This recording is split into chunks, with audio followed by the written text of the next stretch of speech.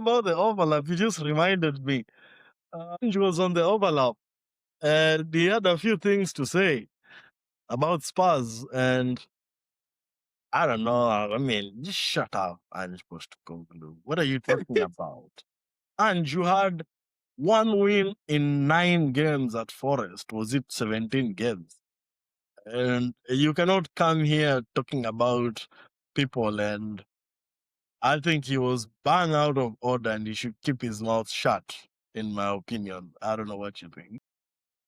I think, when you look at Ange's career at Spurs, and then he went to Forest and he got fired, and now you look at it and you ask yourself, who can hire Ange? So when Thomas Frank got fired, it was time for Ange to redeem himself. And that was one of the ways he can try to redeem himself, because nobody would be interested in Ange at the moment. But now he has to come out and explain. So many things happen in clubs, and these managers, somebody said they sign what we call non-disclosure. Yeah. Like right now, we don't know what happened with Amorim at United because he cannot come out and explain nothing. Yeah. But now Ange comes out and says Semenyo was on the market and nobody was chasing Semenyo. Nobody was chasing Gueye. Nobody was chasing Mbeumo. And then there was also, who is the striker they took from Bournemouth? Solanke. So he faces Spurs and tells Spurs, I want Mbeumo, Solanke, Gueye, and Semenyo. Spurs get Solanke. Then they go to and they get Matthias Ten on loan. Then they go and get Archie Gray. Yeah. And then they bring Odobia. Yeah. And Ange is saying that those players don't move you from 15 to 5. And he's saying that, but after, if you look at where Spurs are, you can see that he's saying something. Because after they fired him and they brought Thomas Frank, they haven't moved from 15 to 5. And these players have, Gueye is now at Man City. He's doing better. Mbeumo is doing well at United. Semenyo is doing, he has done well at Bournemouth and he's doing well at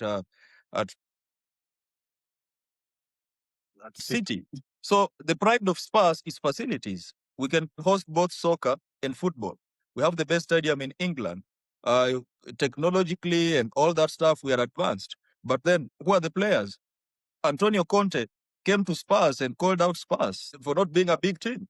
Ange is calling out Spurs for not being a big team. So I think Ange needed an opportunity. Before Ange, Tottenham were never out of the top 7. That's the fact. Yeah, they were never out of the top 7. That is so true. But if you look at Spurs, managers aside, do you think squad-wise Spurs are improving?